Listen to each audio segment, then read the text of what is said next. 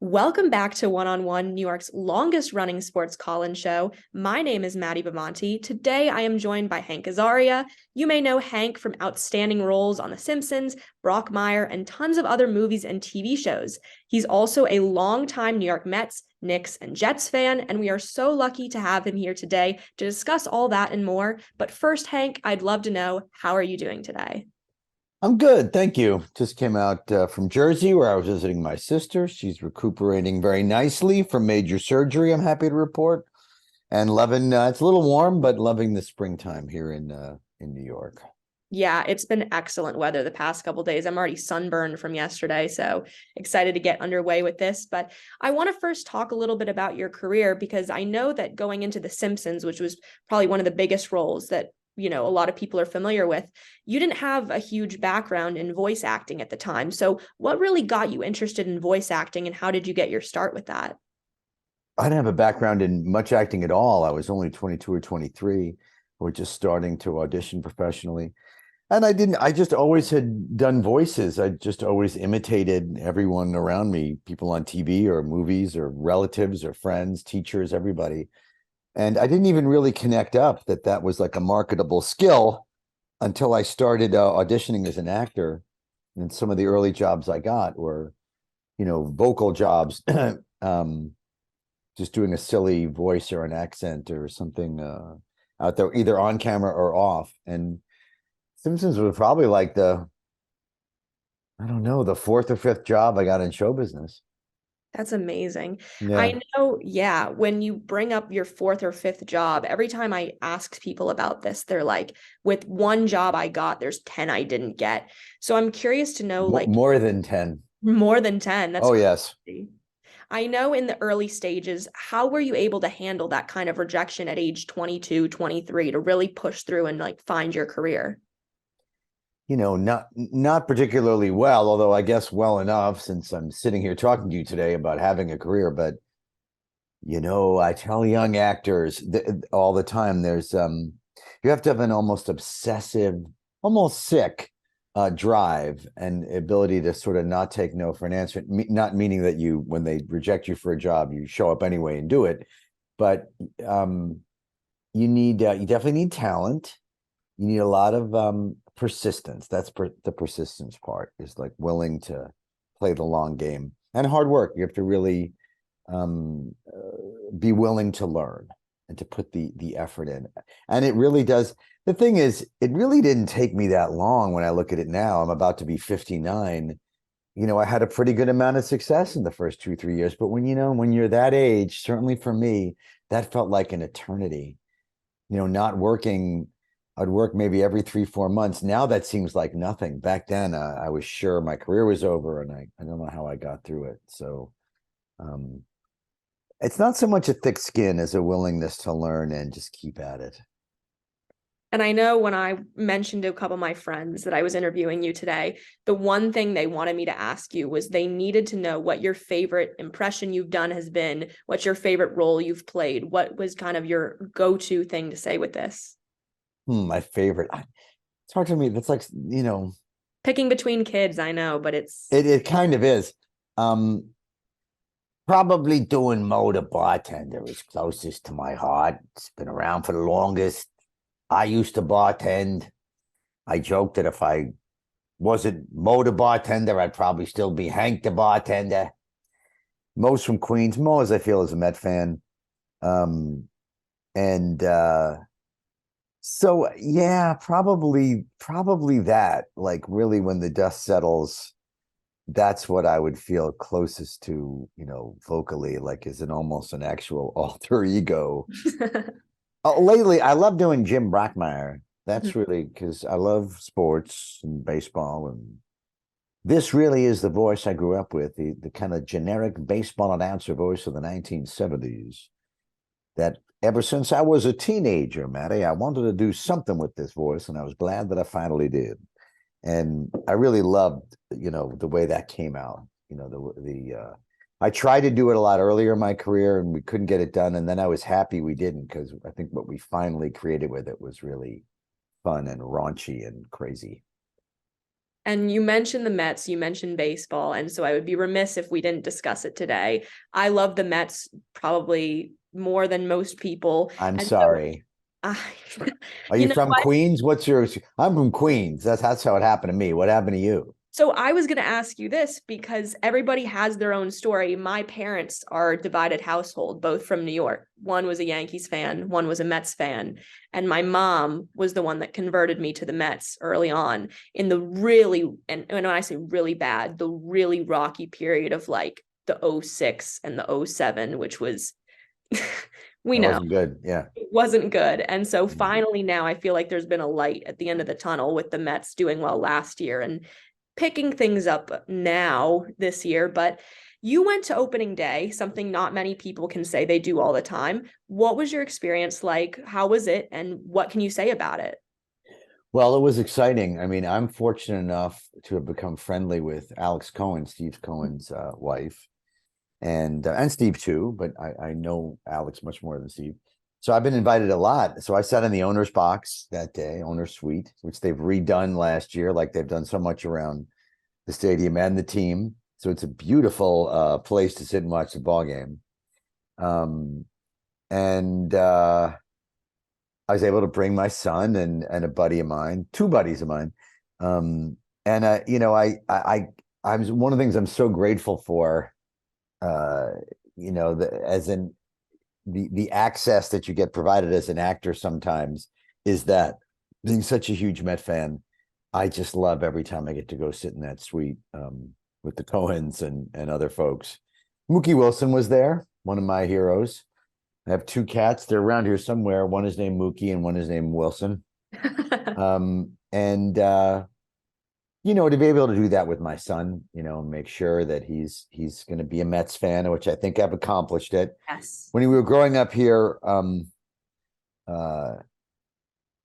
he was little, about twice a year, he'd come to me and say, "Dad, are you sure we can't be Yankee fans?" I was like, "Yes, I'm quite sure, son. Good question, but no, we have to be Mets fans. Sorry." And I really am sorry sometimes too.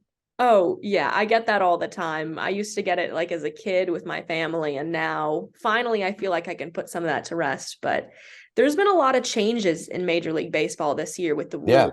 And as a longtime fan, I want to know your thoughts on what you think of the shortened game, the pitch clock, the bigger bases. Just give me a feel for what you think of the game now.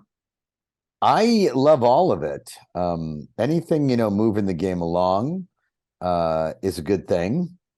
And you know, the game back in the 80s, all the games were this length, without any pitch clock. Somewhere along the line, we got really indulgent at the plate and on the mound and elsewhere with you know, the time that these guys were taken. And yeah, look, about to be 59 years old. I love watching ball games. I don't particularly mind the slow pace. I don't hate it, but I prefer a more expedient, watchable, urgent process going on there. And you know, people talk about, like, there was talk recently how in the postseason they might remove the pitch clock, which I Right. think would be a mistake. And I heard Tony Kornheiser and Michael Wilbon talking about this, like, because they were saying how, like, the Kirk Gibson home run might not be the same if there isn't that long buildup on TV, you know, to that at bat, you know, or during that at bat. And you know what Wilbon said, and it's true, is like, you know, when you see highlights of that, they don't show you the 5 minutes of adjusting batting gloves and stepping in and out of the box, because who cares about that stuff? That, and you know, I think Lindor has been interesting about the shift this year. Is like, you know, we're professional fielders. It gives us a chance to show what we do, you know, which we enjoy. And Ronnie Darling was talking about how it actually uh gives them more freedom of movement if they're not stacked up on one side of the field. Lindor was saying how it's actually easier for him to play the position. The bigger bases. Look, I love that we have more stealing this year, which has a lot to do with only two throwovers. Oh, I think, yeah. I think That it's, is that is my favorite rule, hands down. I'm sick of the throwovers that happen oh, constantly. who cares? Just so the hometown can boo, which I never understood either. Why are you booing a pitcher throwing over? Because it's boring, probably, and I'm glad getting rid of it. So Yeah, it's been much more watchable. And, I'm glad baseball, football and basketball are kind of better at keeping up with the times. And I'm glad baseball's catch because it's a TV show. It is primarily a TV show, American sports. So make it a better show. Yeah. I'm thrilled to see what baseball has done this year. I only hope it continues to grow more young fans with some of the new rules, just because I know a lot of people get bored sometimes watching the game. I find it so fun to go to the park to enjoy a day game, but we have more New York sports to talk about, specifically over in the realm of basketball. Mm. One of your other favorite teams, the New York Knicks, have made the playoffs this year. They are slated to play against the Cavs on Saturday night. What are you excited about heading into this matchup? What I'm most excited about is the team seems genuinely like they have a really fun core. Um, and it reminds me of it's almost like a reset from when right before the Carmelo trade. And I'm not a Carmelo hater. I love Carmelo, but we just we had a fun young group that were winning. And then we kind of gave them all away for Carmelo to come here. And it's taken us this long, it feels like, to get back to a team that we can be as excited about, who are young and on the rise. This team improved as it went along all year. Jalen Brunson's been an amazing surprise. I don't think any of us are surprised that he played well, but that he played this well. I mean, the guy outperformed his contract, and there was talk before the season that maybe he was paid too much, and now he's a bargain. So, and then Josh Hart coming, and it just seems like it's just a fun team to watch and root for. And they have a real shot against Cleveland. I guess they're probably not favored, but and a lot depends on Julius Randle. I know he's a double-edged sword. I feel that way about Julius too. I mean, he's great, and I'm glad he had a bounce back year. The ways that his downside can be infuriating when you watch it in real time, holding on to the ball and giving away the ball. And I have to admit, Maddie, if the game is close in the fourth quarter, like in these last bunch of games where he hasn't played, and the game is close, in the fourth quarter, I'm kind of happy Julius isn't out there. I miss him the first half. Like, I love one of the reasons that this team has done so well this year is one of the formulas they found is Julius will come out and drop 15 in the first quarter. And then, it'll be Brunson's team at the end of the game. And I think that works best for this team. But anyway, I hope Julius does come back. I'd be curious to see how he does. And I think they have a real chance to win this series. Yeah, I remember back during the draft when Jalen Brunson first was coming to the Knicks, and I sat my dad down to watch the draft for the first time in years. He had watched it, and the disappointment that went across both of our faces originally was like palpable. It was crazy to see like what the Knicks were doing, all the young talent that was going in the draft. And now it's a completely different mindset that I'm in watching the Knicks. And it's crazy to see, how they've improved with this young talent. I also agree with the Julius Randle comment. I have noticed over the past couple seasons the fluctuation that Randle has had attitude wise on the court. The way he responded in those situations has been very interesting, to see how he has gone from completely almost hating the city of New York with the fan base to now back in a playoff mentality. He's ready to play and be there. And I agree. In those last couple minutes, I would be very regretful to see something like that. But another huge mention to talk about is the Jets. Yeah. The Jets have been swirling for weeks now with Aaron Rodgers, and it feels like this never-ending cycle of is he or isn't he? I want to know your thoughts on this. Is he coming to New York? Is he or is he not? Yeah, I've been following this really closely. Yeah, he's coming to New York. It may be on the day of the NFL draft or the day leading up, but probably push is going to have to come to shove on that day. I think both the Packers and Jets need to sort out, depending on a lot of other factors too, what they want to do draft pick wise, compensation wise, and that's going to be sort of there's going to be more will be revealed in the next 10 days or 12 days before the draft. But it'll happen then. I think the latest thing I saw is Rodgers kind of let the Jets know, like, look, I'm not coming till May anyway, so don't sweat it. What I'm really curious about after that is once he is here, which I'm confident he will be, and it's May, Is he going to work with the young receivers? If so, how? It's pretty common knowledge that last year the Packers did really well second half of the year because their receiving core started to gel with him.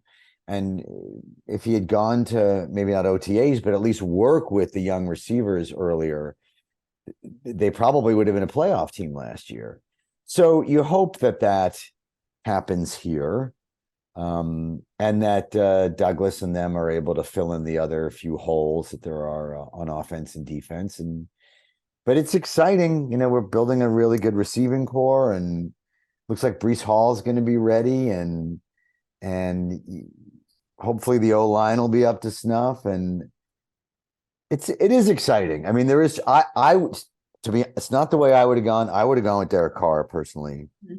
I'm more of a risk-averse kind of guy, and I would have gone with someone who is going to be a good daddy and a good soldier and a good teammate in there. But it is kind of a bigger swing for the fences with Aaron. The upside is probably higher, at least for a year or two. Yeah, and, I'm bummed we let Mike White go. I really wanted to see him stick around for another year or two and be the backup, and let him and Zach Wilson fight it out. But I heard they offered him the same deal that Miami did. He just picked Miami, probably for tax reasons. Also a little bit warmer most of the year, but it's been not today probably, but God, most of the time. Yeah. One last thing I do want to talk about. You have just recently partnered with a nonprofit, the Soul Focused Group. Yes. I just wanted to know a little bit about your aspirations with the group and what it means to really give back to the community with a nonprofit. Well, that grew out of, I started doing a lot of learning about social justice and race in this country as a response to being called out for doing the voice of Apu for so many years on The Simpsons. And it eventually made the choice to stop doing that voice. And what led me there was learning in places. I took many seminars, had many conversations, read many things. And this Soul Focus group that you just mentioned, they were like, I just found them to be mind-blowingly compassionate, inclusive. Their approach to that kind of work, social justice awareness and race awareness, was so unique, so truth-telling, and yet compassionate, which meant a lot to me. Because when you get publicly called out, for a racist practice or a voice that's considered racist, you get publicly shamed. We live in a social media world that doesn't play with kid gloves, And so to have a place to go to have those conversations, ask stupid questions, potentially be able to say things that are offensive, not realizing that they are, but trying to learn, that meant so much to me. And the experience was so rich for me and so valuable that I also felt like I owed amends. So I wanted to put my money where my mouth was, and created a foundation that helps not just these guys, but in a lot of areas of social justice and equity. And I wanted to create the opportunity for other, especially white people. It's for everybody, but these conversations are hard to have. And if any white folks are curious, either sick of having the conversation up to this point or afraid to have more in-depth conversations about race, or what can I do, then come to us, look us up, Soul Focus Group, hit us up on our website. And it's nonprofit, so we'll do it for free. We'll do it on Zoom. We'll do it in person. We'll do it in a big group. We'll do it in a small group. We'll do it for your family. We'll do it for your friends. However you want to have this conversation, we'll have it. I've become a facilitator for them to actually help run the seminars as well. And anyway, thank you for asking that. I didn't know you were going to ask that. That's because I really want to get the word out. There's a place to go to have this conversation safely, and if not altogether comfortably, but where you can learn and grow. I agree. In this digital age, it's more than important to have conversations like this.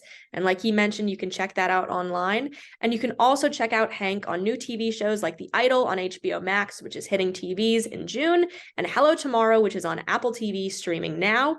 Once again, thank you, Hank, for taking I'm also on the final season of Mrs. Maisel, so you can check that out too. That's crazy because we just filmed Mrs. Maisel at Fordham. So that is a beautiful connection that we just had on that. And you can check him out there too. But thank you so much, Hank, for taking the time to be here with me today. And now back to more on One-on-One.